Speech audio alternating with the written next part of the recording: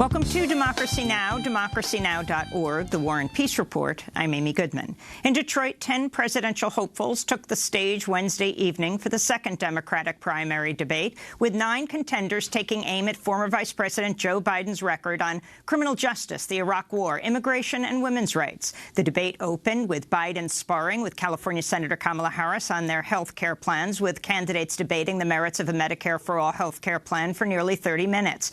After headlines, we'll play highlights of the debate, and we'll be joined by renowned civil rights activist Dr. Cornel West and legendary labor leader Dolores Huerta. Immigration rights activists abruptly interrupted former Vice President Joe Biden during last night's debate, chanting 3 million deportations, referring to the Obama administration's deportation of at least 3 million undocumented people. The disruption came after CNN's Don Lemon questioned the former vice president on his immigration record.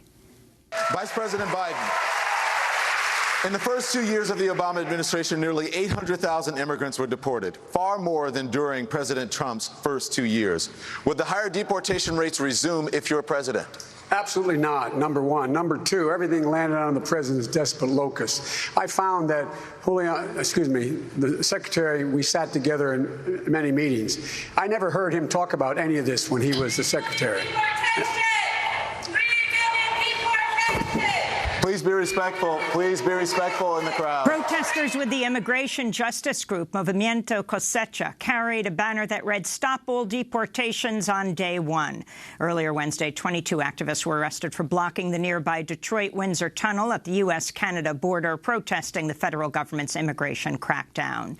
There were other protests at Wednesday's debate as several activists shouted, "Fire Pantaleo," while New York City Mayor Bill de Blasio wrapped up his opening statement. It was a reference to Daniel Pantaleo, the New York police officer who 5 years ago choked Eric Garner to death as Garner gasped, "I can't breathe," 11 times.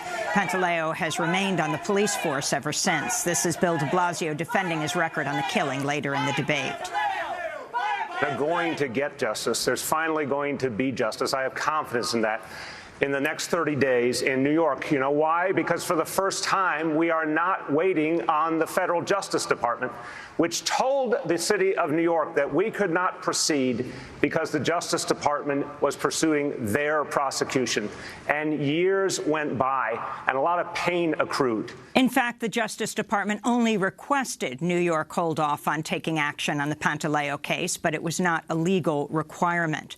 New York City's medical examiner has ruled Lillian Polanco, a transgender Afro-Latinx woman who was found dead in a jail cell at Rikers Island in June, died of complications from epilepsy. Polanco was arrested in April on misdemeanor charges, jailed for 2 months after she was unable to post $500 bail. She was found dead in solitary confinement in early June. In a statement, the Epilepsy Foundation wrote, quote, "Lillian Polanco's death is an absolute tragedy. Her passing further underscores the dangers of solitary confinement, which isolates already medically fragile people from observation and care," they said. To see our coverage of Lillian Polanco's case, please go to democracynow.org. The United Nations is warning Syria's government has dramatically stepped up bombing and shelling attacks on civilian areas of Idlib and Hama. This is UN humanitarian chief Mark Lowcock speaking to reporters Tuesday after pleading with the UN Security Council to help stop the violence. There's been a bloody onslaught in full swing now for more than 3 months on the people of Idlib. And if it doesn't stop, as I've said before, it has the potential to create the worst humanitarian disaster the world has seen so far this century. Activists say recent attacks in Idlib appear to be deliberately aimed at health facilities. A medical worker in the region told Doctors Without Borders, quote, "Patients, their caretakers and hospital staff are all struggling psychologically. When planes fly over the hospital, they're extremely scared. Some leave the building out of fear it will be hit," unquote. Over the past 3 months, the assault has forced more than 450,000 people to flee north towards Turkey. The Treasury Department has imposed sanctions on Iran's foreign minister, Mohammad Javad Zarif in the latest move by the U.S. to ratchet up tensions after the Trump administration backed out of the 2015 Iran nuclear deal. The highly unusual move to sanction another nation's top diplomat comes ahead of the annual UN General Assembly in New York City in September. The State Department said it would decide whether to grant Zarif a travel visa on a case-by-case basis. Sudan's military rulers have closed schools across the country indefinitely after soldiers Monday fired on a peaceful protest of high school students, killing 4 students and an adult. The closures were announced a day after hundreds of Sudanese children, many of them in school uniforms, flooded the streets of Khartoum and other cities to protest the latest killings, which follow a deadly raid on a pro-democracy protest camp in the capital last month that killed an estimated 130 people. In climate news, a massive heat dome that shattered all-time temperature records across much of Europe last week has settled in over Greenland, driving temperatures across the vast Arctic island to as much as 30 degrees Fahrenheit above normal. Writing in Rolling Stone in an article headlined, "Greenland is melting away before our eyes," meteorologist Eric Holthaus warns Greenland's ice is expected to melt at its fastest ever rate ever recorded today when, quote, more than 12 billion tons of water will permanently melt away from the ice sheet and find its way down to the ocean, irreversibly raising sea levels globally. At Wednesday evening's Democratic presidential debate, Washington Governor Jay Inslee promoted his climate justice proposal, which would create a 10-year, $9 trillion investment plan to combat the climate crisis, with $1.2 trillion earmarked to help frontline communities build a green energy economy. The plan would also phase out U.S. fossil fuel production and end coal power by 2030. This is Washington Governor Inslee.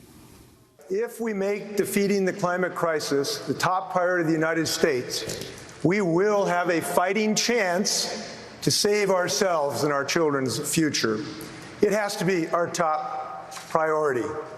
My plan is one of national mobilization, quickly bringing 100% clean energy to Americans, creating 8 million good union jobs. In Texas, at least 66 people sought medical attention Wednesday after part of a sprawling ExxonMobil refinery exploded and caught fire. The disaster in the city of Baytown, some 25 miles east of Houston, sent huge plumes of black smoke into the sky and prompted a shelter-in-place order for 5,000 people. This is longtime Baytown resident Augustine Laredo. You have to close down your windows, close your doors, turn off your AC. If you can, seal the doors and windows with plastic and duct tape, and don't leave until you've been notified that shelter in place has been lifted. And it's really hard right now, especially in Texas when it's so hot. It's the second disaster at an ExxonMobil plant in Baytown this year after a refinery fire in March spewed toxic pollutants for more than 8 days. Another fire that same month at a petrochemical plant in nearby Deer Park kicked up dangerous levels of toxic benzene. The Federal Reserve is cutting interest rates for the first time since the Great Recession hit 11 years ago amidst fears of a slowing U.S. economy. After the Fed announced the quarter-point cut in its benchmark interest rate Wednesday, President Trump attacked his hand-picked Fed chair, Jerome Powell, as not aggressive enough in cutting rates, tweeting, "As usual, Powell let us down." Trump's latest attack came after Powell suggested Trump's trade wars are hurting the U.S. economy.